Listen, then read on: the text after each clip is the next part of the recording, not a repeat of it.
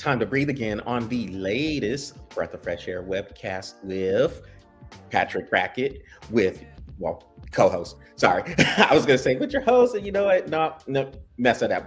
Let's start over. All right. Start over. You're only 15 seconds in.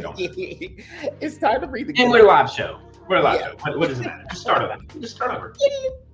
It's time to breathe again on the latest Breath of Fresh Air webcast. Take two. Take three now. Yeah.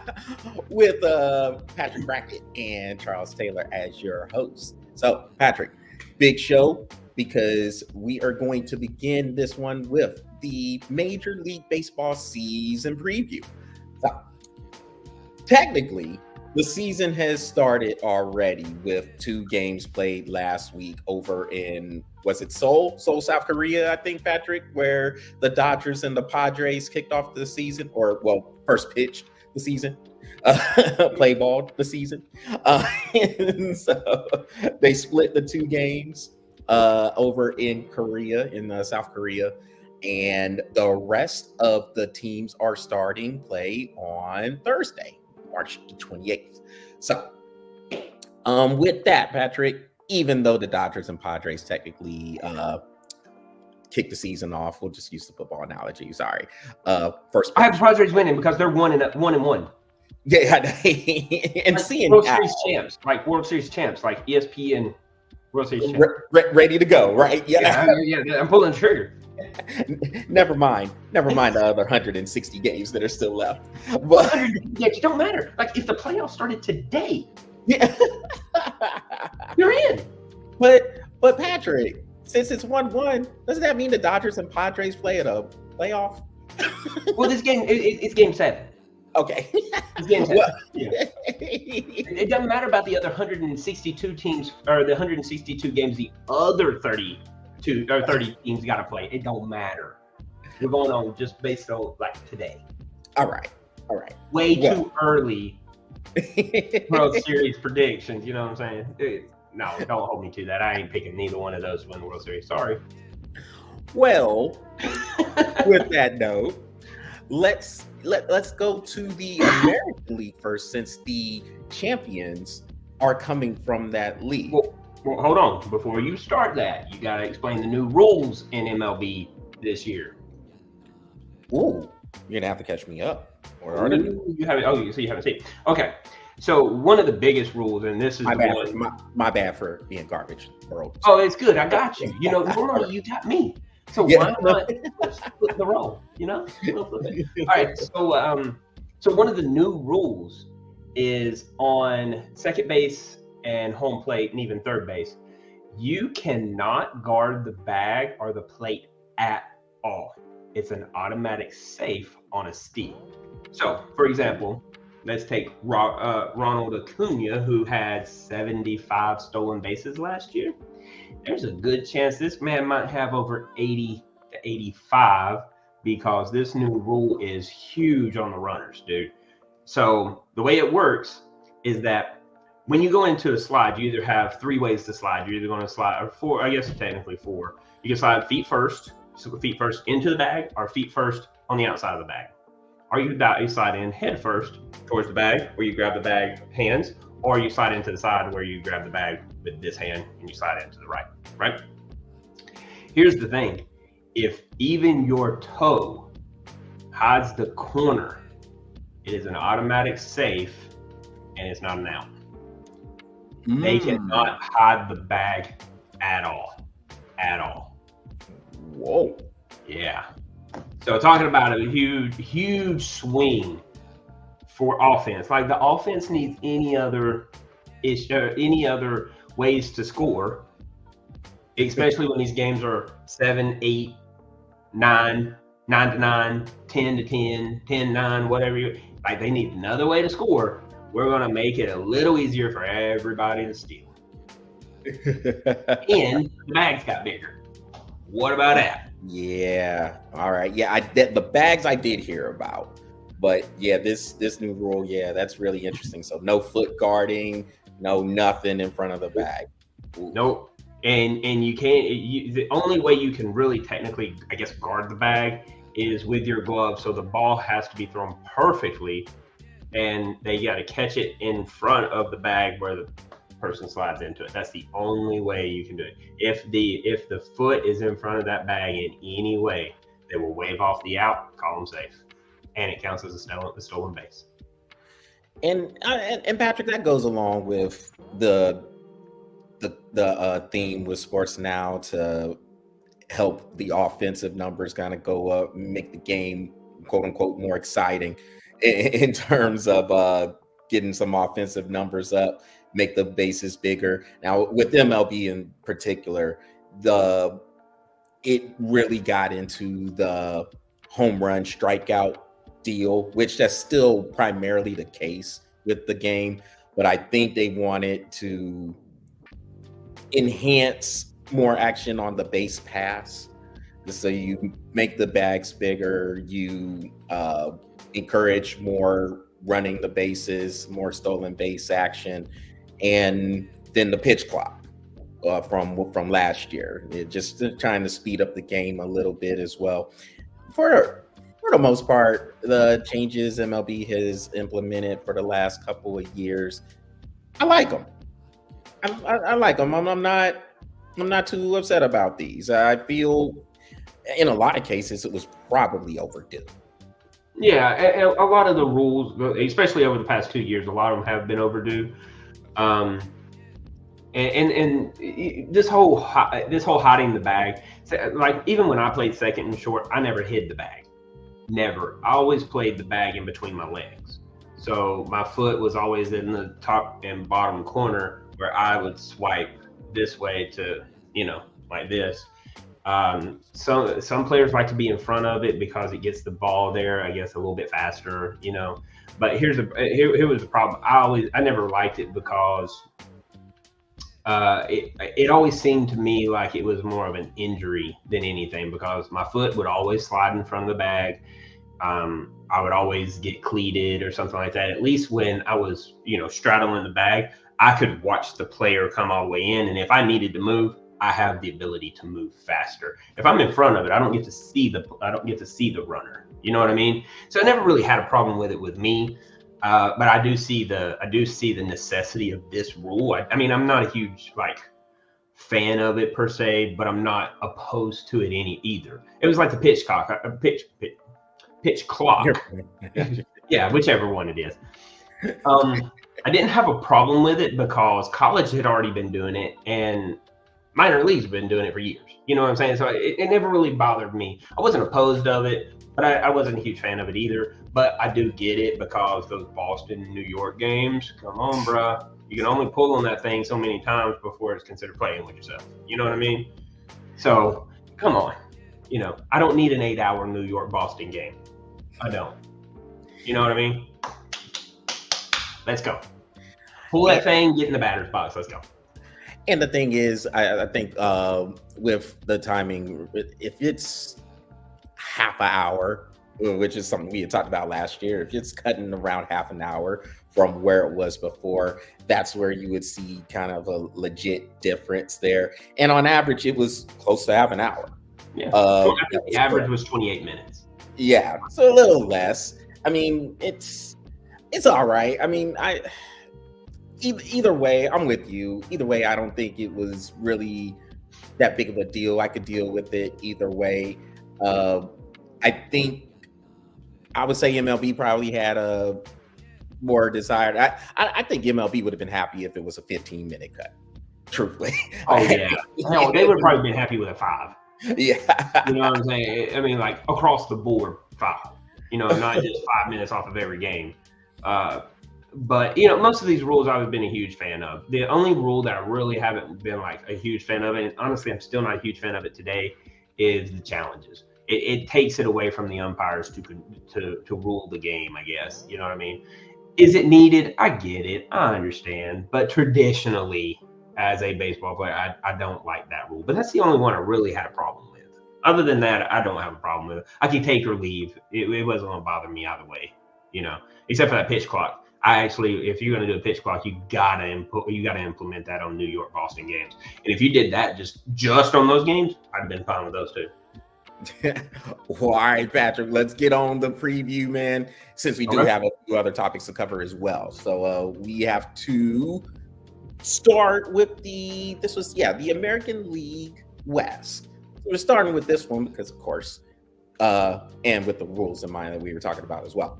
But we were talking about starting with the champion, where that league came from, or where the champion came from. It is the American League, but it's in the form of the Texas Rangers, who had a remarkable run through last year's playoffs. Didn't lose a road game. They went crazy. I think it was 11-0 on the road. 2 wins in Tampa Bay against the Rays, 2 wins in Baltimore against the Orioles, 4 wins in Houston over the then defending World Series champion Houston Astros, and they won 3 in Arizona against the Diamondbacks to top it off. So, with the American League West in mind, Patrick, do you have the Rangers winning this division, or are you sticking with the Astros, or could it be another pick? This one was hard.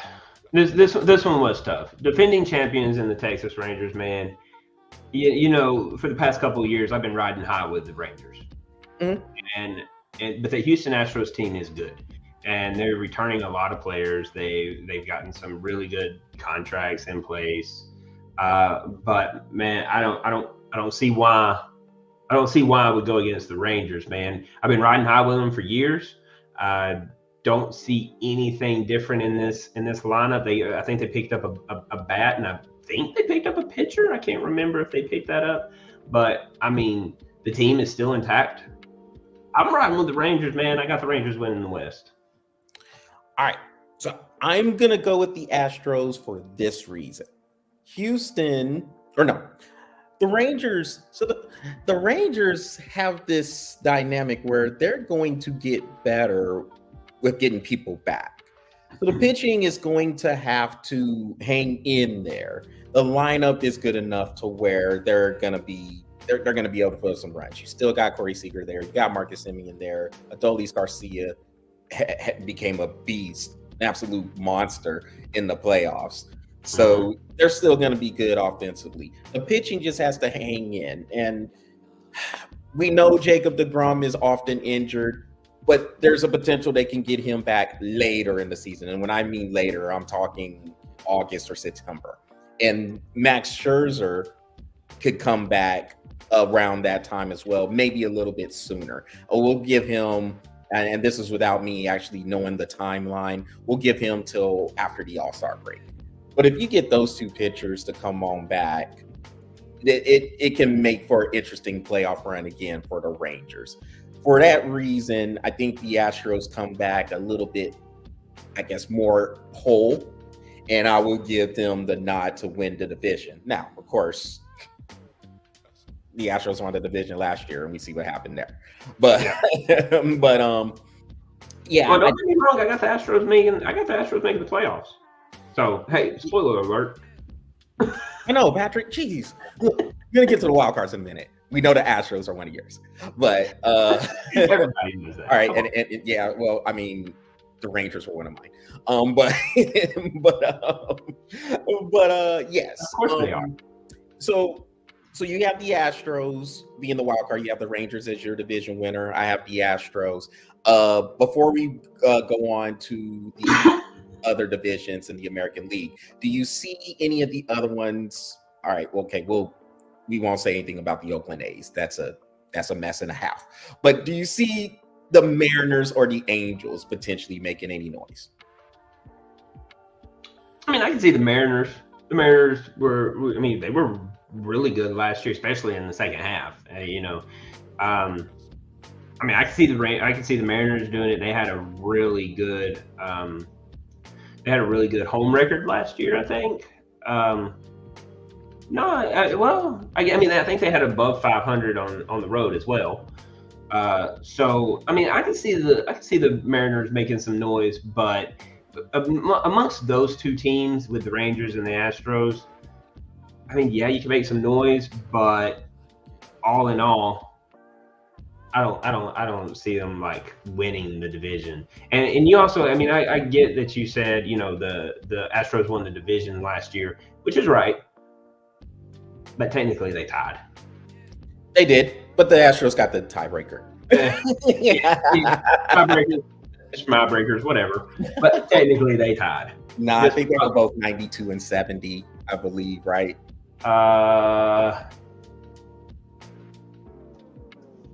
Hold it up. Give me a second. All right. Cool. It's all right. Because I think they were 92. 90 and 72.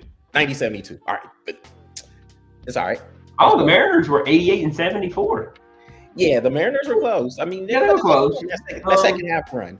I still think those two teams are just too big. They're too strong. They're too powerful. I mean, we still got the East that we got to talk about too. So, speaking of that, so with the East, so are we gonna move to the East? Or are we gonna do the Central first? We'll do the East, and then we'll go to the Central. Because the East is an interesting one because the East is strong. You can make an argument that's probably the strongest division from top to bottom in Major League Baseball, with the Baltimore Orioles, Tampa Bay Rays, Toronto Blue Jays, New York Yankees, and Boston Red Sox. All of them were either close to 500 or all above 500, if I recall the standings. But they were all really, really pretty good teams last year. So Boston was the only one below 500. Okay, so from last year, or not from last year, excuse me, who do you have winning this division this year? I know last year it was the Orioles. Who you have winning? I want to go with the Orioles again. I do. But man, I think I'm going to go with the Tampa Bay Rays this year. I like this team. They put a strong second half up last year, and they really had a good first half too. They did. I mean, I kind of felt like within their own division, they were getting beat. You were beating each other up. I think New York and Boston are still in rebuild. I don't think they could, but I think they're more of a rebuild this year than they even were last year. And I mean, I know we said this one year, Boston was in a rebuild season and they ended up winning the World Series. Now, I get that and I understand that, but that ain't happening again. So I really think that this division is somewhat like what it was last year with being between Boston, Tampa Bay, and Toronto. Toronto is going to be another hard team to beat, but I don't think they have enough bats right now. And, you know, obviously got to wait and see what happens between all of this with trade deadline. But I don't think Toronto has enough bats to win the division as it stands right now.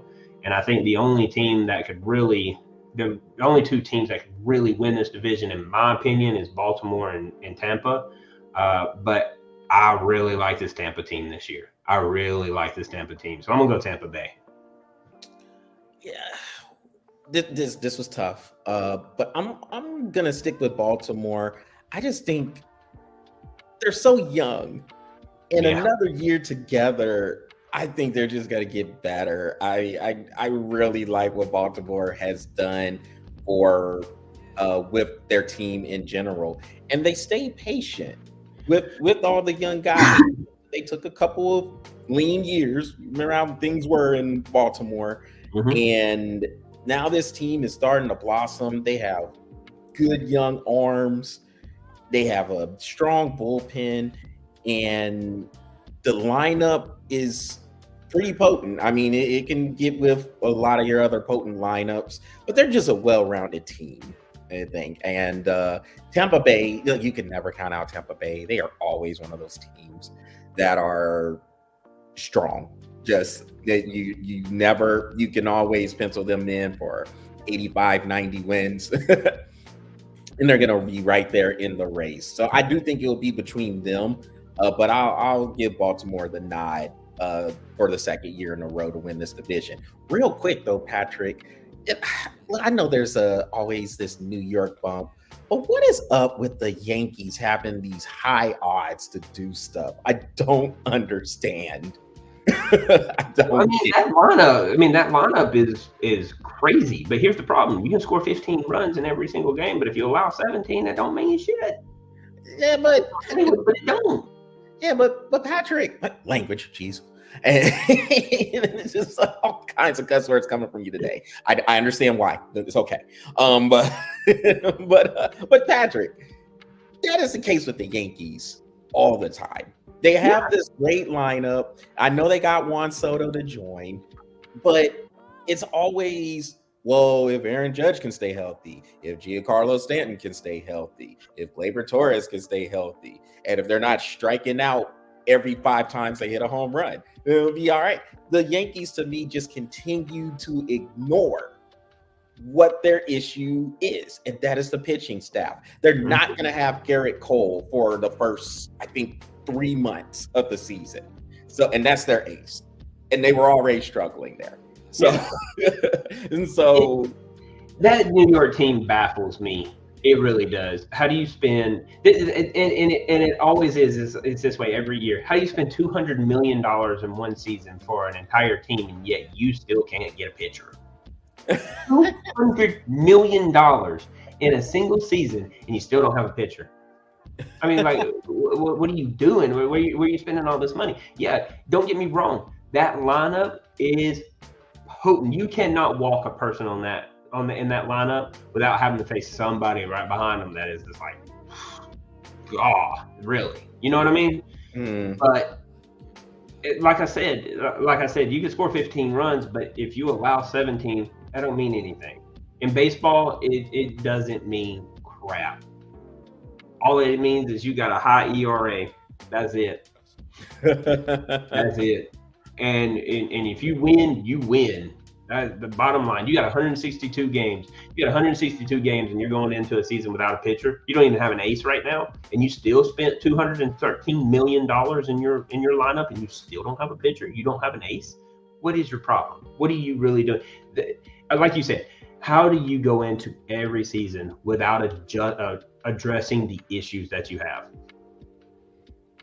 I mean, that's always the 13 million, bro. And it might even be more than that. That's always the weakness. Like, I mean, and that's the thing. Like, and maybe there's some times where they got an arm here, an arm there, but they just, for whatever reason, it never really materialized. And it's always the same question with the Yankees. Can their pitching complement their hitting? And in a lot of cases, their hitting doesn't even live up to the hype because they go into these high strikeout binges.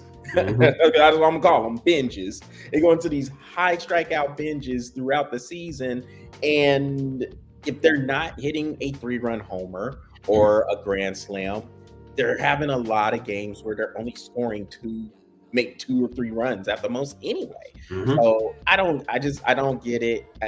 People just don't seem to learn their lesson. The odds makers don't seem to learn their lesson because I think they're just so enamored with the names that are in that lineup. But when they get on the field, they're falling short. And I don't understand why they are constantly mentioned, like along with the Astros or Rangers or some of these other teams who have actually done something in the postseason lately. They're just continuously mentioned in there with these teams. I don't know. Like, without getting on a rant, I don't get it. I don't either. Help me understand. Whoever's listening to this, help me understand. Shoot, help me understand. And the reason why you go for these big names here, I'm going to go on a rant. Why do you go for these big names? Not too long, Patrick, because you got to with no speed. With no speed. How you going to get an outfield that can't run a dang 60-yard dash in under 10 seconds? You got fat boys out there running. Come on, come on. I paid Fat Boy in center field $130 million over a course of six days, and he can't even catch a ball. He can't even run the damn thing down. And when it's hitting the gap, and then on top of that, baseball took away the shift. That's one of the rules that I really hated the most. Taking away the shift. Then you take away the shift. Now these fat boys have to run even further. They don't get to walk across the field with their hot dogs in their hand in a glove and get over there before they have to run. No, not now. They have to play in their position, and they're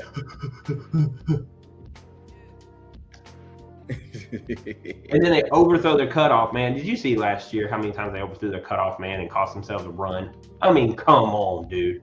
They can't even get to the ball in time. So, hey, I saw Ronald Acuna playing them last year, and I think he was at second base when he hit a gapper. He was already in second base before they even got to the ball. That's how fast that dude is. Yeah. And that's how slow their outfield is. There's my rant. Well, Patrick. Spend all that money for no speed, and all they can do is swing a bat, and even then, they can half-ass do that. Let's go to the Central. Okay, thank you. Because I can't stand the Yankees. Nah, and it's cool because I'm not understanding. Look, I'll give this to Aaron Judge before moving on to the Central. Aaron Judge is actually a pretty decent fielder, considering his height and his size. I'll give him credit for that. But it's always he gets hurt. Stanton, you can't depend on him to stay healthy for any longer than 2-3 weeks at a time. And Juan Soto, maybe going to back or playing in Yankee Stadium will enhance those offensive numbers, but it doesn't take away from their struggles. And so I just don't understand why they are always up here amongst the favorites. I just think just because they're the Yankees and they play in New York City, that's the only reason why. Those pinstripes, man. Those pinstripes, baby. Everybody loves them pinstripes. In the Central, so the Minnesota Twins are the one who won the division last season. This one could be a little bit close. Because the Guardians, I'm still having trouble saying the Guardians, but it's the Guardians. They're still there, and the Detroit Tigers could be sneaky decent this year as well. With that in mind, Patrick, who do you have winning the division? Twins. Okay. There's really nothing to say. I think Detroit could be sneaky good, but they have remember when Oakland was so good in the regular season, but they could choke in the playoffs. What makes it, man, they're gonna throw up all over themselves and get kicked out in the first round anyway, so it ain't gonna matter. Look, they could be sneaky good, but I only think they're gonna be sneaky good in the regular season. They don't have a really strong pitching staff. They really don't have that strong of a lineup. It kind of seems to me like they're spending their money. They're really not spending money. Let's put it that way. They're not spending money at all. Their farm system is probably bottom of the entire barrel. It's gotten better though. We're talking about the Tigers, right? Yeah, the Tigers and the Guardians. I don't like either one of their farm teams. Yes, it has gotten better, but Charles, the only way when you're that bad, the only place to go is up. Yeah, the Tigers the Tigers traditionally have not had that great of a farm system. Not like what you'll see with the Braves. The Red Sox have a pretty good farm system traditionally. The Orioles have become a farm system. The Rangers have rebuilt it over time because the Rangers had no farm system. Cincinnati has a really good one now. Yes, they're working on it. It's gotten better. I would say Cincinnati was probably mid of the whole pack, and I think it's gotten a little bit better. We get to watch the Blue Wahoos down here, which is a Cincinnati Reds farm team, and they're pretty freaking good, dude. Like, really freaking good. They won their entire championship last year, and out of what did they play? 62 games, I think. They lost like 15, 17, something like that. They're a good team. Like, they're really good. So Cincinnati's really working on theirs, and Pittsburgh really has an okay farm system. But again, it's nothing like that Boston, Atlanta, Texas, Baltimore. Those farm systems are just so good because they have so many good players. Yeah, the Dodgers and D-backs have a pretty good farm system as well. I do think the Twins will win as well. So that's our first agreement with the divisions. Yes, I got the Twins winning as well. I think the Indians could make a little bit of noise. I think it'll be a pretty close division. I just think the Twins have a little bit more in the tank to finish like they did last year. Yeah. Well, let's see. Who do you have for your wild cards before we go to the National League? So we have 3 wild cards, right? So I have Texas winning the West, but I have Houston in a wild card. I don't have anybody coming out of the Central for a wild card. I don't get me wrong. I really want to root for the Guardians, but they're just not. To me, they're just not that good of a team. I think they'll probably put a good run on it first part of the season, but then everybody will get the rust knocked off, and they'll just start. I just think they'll just start getting beat. I think they'll probably have a pretty similar record as they did last year. 12, 13 games behind, below 500 or something like that. I think they'll have something like that the same. But nobody out of the Central. So Texas winning the West, Houston with a wild card, and then I'm going to go Tampa winning the East with Baltimore and Toronto with a wild card. I'm going. And then the Twins winning the Central. Yeah. I'm going Texas, Tampa Bay, and I'm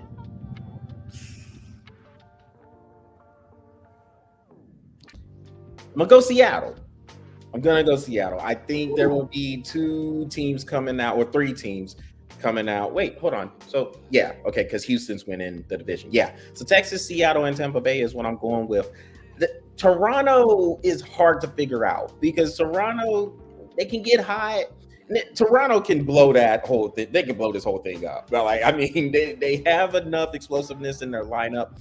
But to me, they're kind of like the Yankees in regards, like their pitching is always a question mark. I don't think it's as big of a question mark as the Yankees pitching is, but they can never quite get right. And there's always, like, Toronto is they're just that team. They're just really difficult to figure out. And I think this particular year with the Rays being good and Seattle, who's also very young, playing another year together, I think this one can come back to bite Toronto. And playing in the AL East, they're just going to beat each other up anyway. Yeah, I get you. I mean, and don't get me wrong, Seattle was right there. I think they were like a half a game behind Toronto last year. So, I mean, no, I see the pick. But, you know, like you said, in the East, they're going to beat each other up. I say the same thing in the West. They're going to beat each other up. And, you know, don't get me wrong, they don't have Boston and New York to help beat them up. And I know arguably you could say that the East is the better division in all of baseball, right? And I get that, and I understand that. Yeah, top to bottom. Yeah, absolutely. So I can see where you pick Seattle. Don't get me wrong.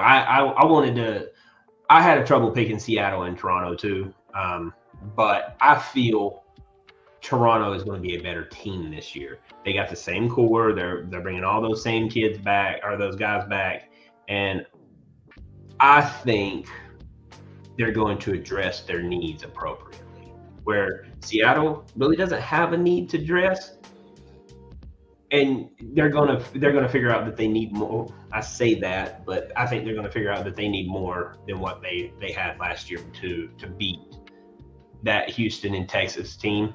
I think they're gonna try harder to beat them, and I think that's where they're gonna fall. So that's just a personal opinion, I guess. Well, let's move on to the National League. All right, so Patrick, we're gonna start in the East. So I got 2 questions for you. Number 1. Do we both have in the Atlanta Braves repeating as National League East champions? And on top of that, can they ever beat the Phillies in the playoffs? I know. I'm sorry. Wow. I don't know. You know we were going to talk about it anyway. Because I know. Yes, I feel that they're going to win. I feel that they're going to win the East. That's a good team. They really are. They're a good team, and everybody's coming back. Can they beat the Phillies? I want to say yes, but time can only tell with that. I mean, the thing is that the Phillies is not a better team than Atlanta. But when they get into the playoffs, Atlanta struggles with them because I really think it's a confidence issue. I mean, when you play them when Braves play them in the regular season, they whip them, plain out whip them. But here's that. It's, I guess, they're cursed by the fact that for whatever reason, that Phillies team becomes a different team in the playoffs. And the one thing that Atlanta has to do, they have to get out of their own heads. They have to get out of their own heads and just play baseball. If they can do that, they won't have a problem with Philly. The question is the real question is can they get out of their own heads to beat them? That's hard to say. I want to say yes. I feel Atlanta is a better team. Are they in the right headspace when it comes to playoffs to beat them? I don't know. I want to say yes, but I don't know. I don't know. So I will have more on that in a minute when we get on the wild cards, because I mean, I guess with the spoiler alerts that are going on, I do have the Phillies as one of the wild card teams. So we'll get on that here in a little bit. But I do agree with you. Yes, I do think the Braves will win the division going away. I don't see anybody really competing. I know the Marlins are starting to develop a good roster as well, but I think they'll be third at best. They'll be better. That like the Mets seem to be a mess.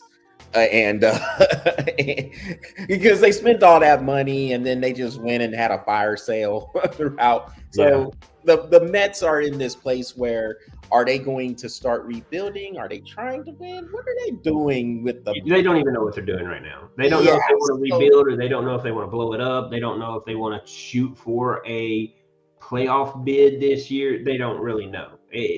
And judging from what I saw in spring training, there's no signs that they're even attempting to try to figure that out right now. I don't know. I don't even think we have to worry about the Mets. I don't think we have to worry about the Nationals. The Nationals are in turmoil from top to bottom in there too. So they're rebuilding. The Nats are rebuilding. Yeah. So let's go to the West and then we'll come back over to the Central. As we mentioned earlier, the Dodgers and Padres, they opened the season up with 2 games over in Korea, so they're both 1-1. Way too early standings say the Dodgers are going to win the World Series. But really, I mean, look, the Dodgers have been dominating this division for the last few years as well. So do we see anything different in terms of them winning the division? No, they'll win the division. Handily, they'll win the division. I mean, San Diego kind of traded off their only hope. So, and Soto wasn't that good last year. And Soto wasn't that good, but that was their only hope, you know. Yeah. So I don't, unless they get somebody to step up that has some numbers that could really dominate the team and move their needle. I don't see them doing anything. I got the Dodgers handling that division outright, handling it. Me too, by a lot of games. I mean, it's the same thing we were talking about in the National League East with the Braves. The Dodgers, the last couple of years, they've gotten into the playoffs and they've fallen to division rivals in the divisional series. The year before, it was the Padres who took them out. Last year, it was the D-backs. And so it's just one of those things. Can the Dodgers get out of their own head as well?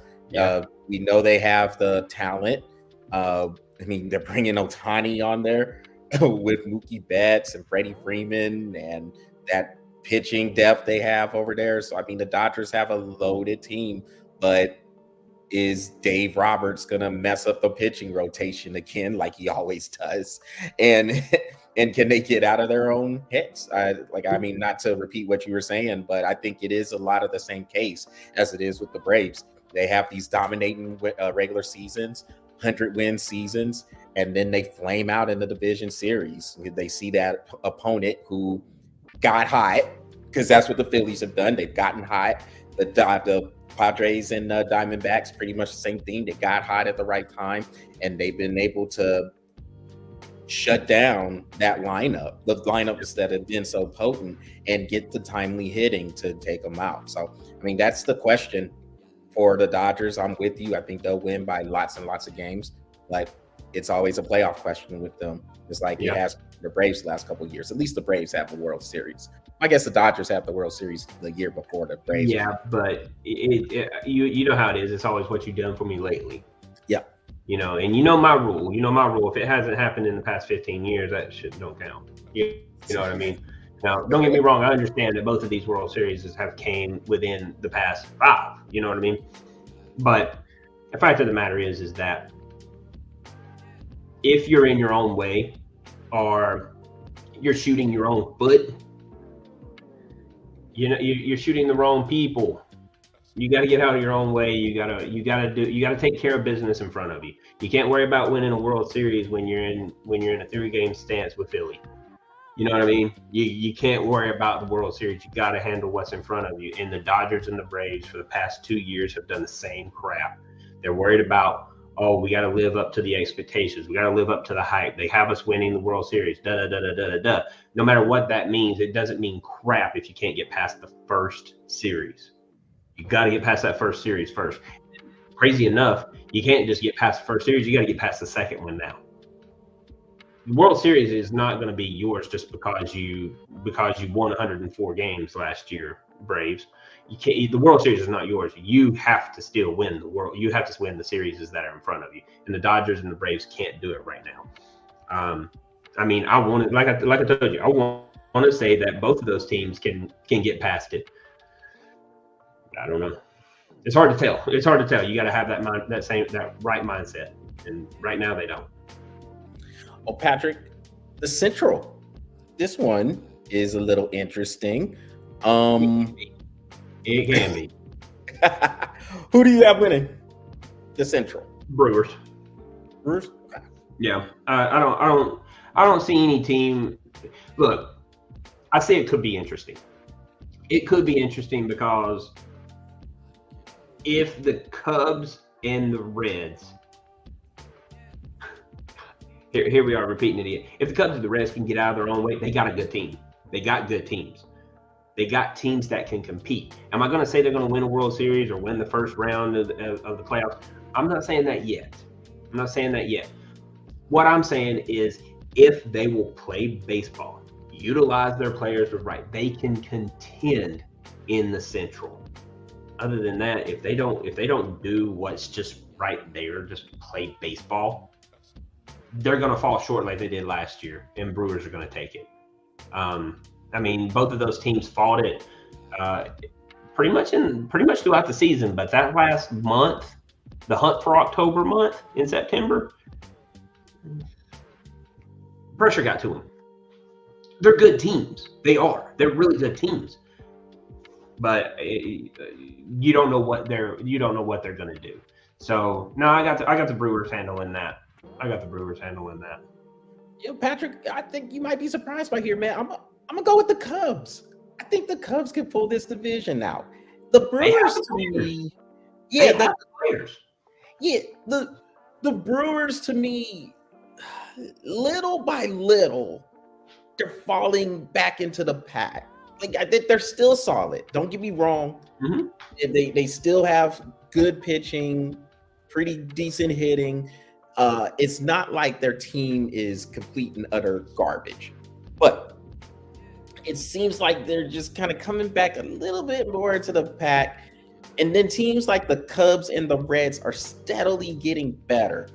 The Pirates are just kind of in the middle right now. The Pirates aren't bad, but they're not really good. They're just kind of in this holding pattern. And the Cardinals, you can never count the Cardinals out because they always seem to put together something. Oh. Yeah. Sad moment, dude. Sad moment. What? Georgia went out? Catcher, man. He's not playing. Oh. Who's not playing? Hold on, say it again. Molina. Oh, yeah. He retired. That's right. I loved watching that man play. He's a very, very good catcher. Very good catcher. Boy, I hate to stare people down at first. Yeah. Yeah. That's a big loss. And then Wainwright retired with them, right? And Wainwright retired with them. Yep. That was look, don't get me wrong. I was so happy for those guys. Really happy for those guys. They had hell of a careers. I mean, phenomenal. I used to model everything I did behind Molina when I called. Everything. But man, when I saw that,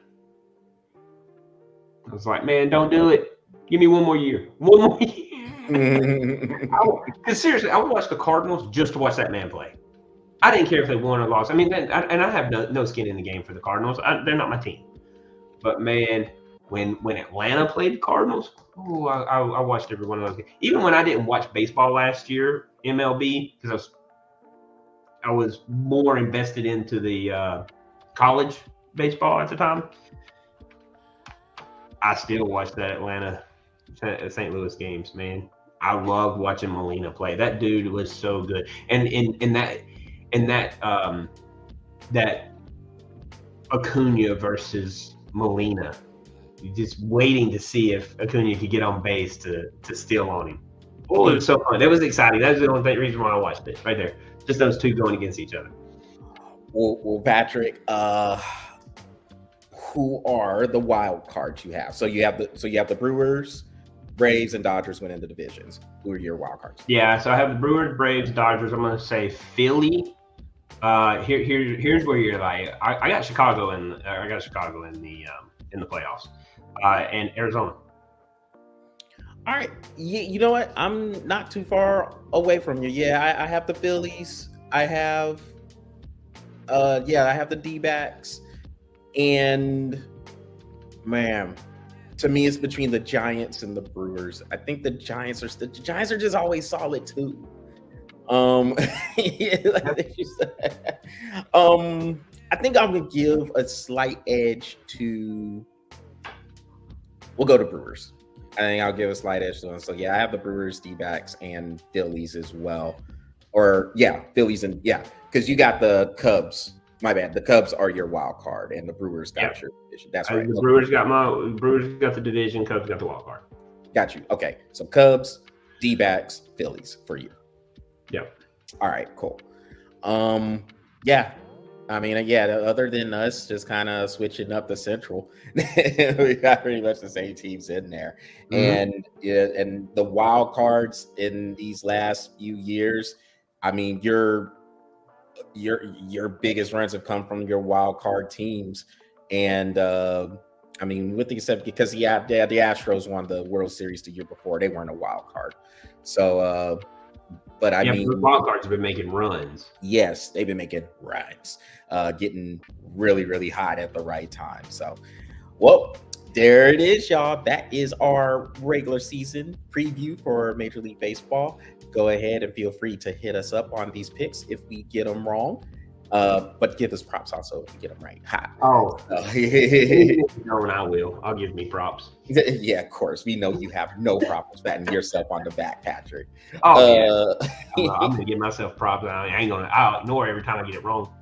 What are you talking about? But I got that right. So with the we have time for a couple of these topics, Patrick. So let's get on Shohei Ohtani, because he is in this scandal-ish with this interpreter, I guess, laying down some bets. and so look, you only knew it was going to happen. I mean, it was only a matter of time. That's what you think? That it was only a matter of time that this was going to happen? It's an interesting perspective. Why you have that perspective? Why would you not? The man is literally a pitcher and a batter. At some point, you're going to bet on him. Do you think he's betting, though? Who? Shohei? Yeah, because with him... Yeah, I'd bet on me. So that's if he's doing it, I know. If I know I would do it, I know he's doing it. So then, if it comes out that he is betting on baseball, which he is categorically denied. Of course, he had a press conference yesterday, and well, of course. No, you know what? No, Patrick. Yeah, I did it. Yeah, I did it. Do it again. Look, go back and look YouTube Andrew Bynum, y'all. If y'all don't know what we're talking about with that, but yes, he's categorically denied that he had anything to do with it. He didn't pay or he didn't give his interpreter any money in terms of the bets. But Patrick, would MLB have the nuts to suspend Shohei Ohtani if it was discovered that he betted on baseball? That's a good question, because the only reason why they're where they at is because of this man. True. Between him and Ronald Acuna, they're selling those two right there. They're actually marketing around those dudes. Yeah, Atlanta's marketing around those. The Dodgers are marketing around him.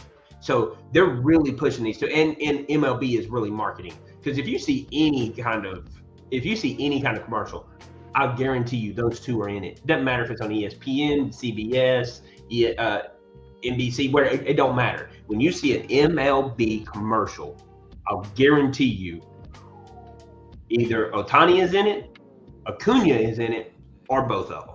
Guaranteed. So they're marketing around these. If he gets caught, does MLB have the balls to do it? That's a good question. Because I don't think they have a choice. But no, I don't think they do have the balls. I think they hit him up with a fine, and that's it. Because MLB, I think it's a legitimate question, not just because of this, not just because of us talking about Shohei and how huge of a star he is, but I do think MLB, more than the other leagues, they're about their rules. They will come down with a hammer for some rules. They out of all the other leagues, MLB's pretty strict with their rules. Considering, yeah. I'm not saying MLB is just the judge, jury, executioner. You do something wrong, they're getting done. But they look, first time offense for some PED usage, 80 games. I mean, they're pretty strict with their rules, and they are really serious about the betting in baseball. Mm-hmm. Of course, with the Pete Rose episode that you had, they are really serious about that. So I think that is a legit question for those reasons. Because if it's any other league we're talking about, Patrick, they're not doing that. The NFL would not suspend Patrick Mahomes if Patrick Mahomes was bad. Yeah. Absolutely not. No. Yeah. I do agree with you. I think the MLB would be the first one to do it. But here's the thing. Viewership is down on all of the sports all across the entire nation. I mean, NBA has it worse than any of them. Yeah, the NBA's been pretty bad. Their regular season is well, you got to call a traveling foul at some point. You just do. There's no defense. You can only watch only 150 to 145 games.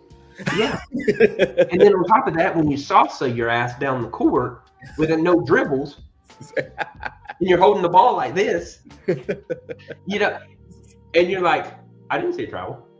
He was in transition. Come on. No. MLB would be the first to do it. I would say that. But with viewership being down as it is, and you would like to think that MLB would suspend. I think they go lenient on him. I think they go lenient on him and Acuna because, really, be honest with you, personal opinion, I feel they got MLB on their back carrying them right now.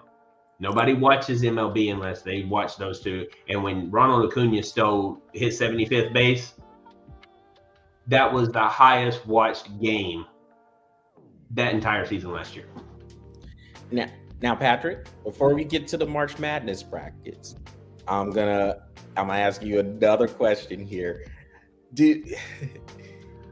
With betting in baseball, it's pretty severe, the penalty. Like, this is a lifetime ban. So if you think they go lenient on Shohei Ohtani, if it's discovered he bet on baseball, what does that look like? A year, 2 years, what? I think they fine him. But here's the thing. Let's say they do fine him. They find him guilty. I don't think it comes out. I think MLB sweeps it under the rug. because like you said, first it doesn't matter what it is. If you're betting in baseball, they ban you. Period. Right? Okay. If you ban Shohei Ohtani, who sold more jerseys than anybody in history, who can pitch and hit, who can play right field when he's not pitching, so you're not losing a player at all. You get him for 162 games, but he does come out and pitch. I mean, you're asking MLB to ban the most versatile player that has ever stepped on the field in MLB history, who sells more jerseys by himself than most players combined. That's a lot of money, dude. It's a lot of money. Personal opinion, MLB sweeps it under the rug. They hit him with a fine they'll think of something. And then they slap him on the wrist, and then they tell him to go back to work. Yeah, and you can see something where it's kind of indirect something. Yeah. So like for an example, if it was discovered he did help his interpreter pay off bets, then it's not Ohtani directly betting. It's, hey man, I got my homeboy over here, just slide some money underneath the table because he lost his ass on a gamble. so it'd be something indirect. Yeah, exactly. It's like a what do they call it? Not a cover up or anything like that, but you're like a co-conspirator kind of. Yeah. He's got a fall guy. He's got a fall guy waiting right now.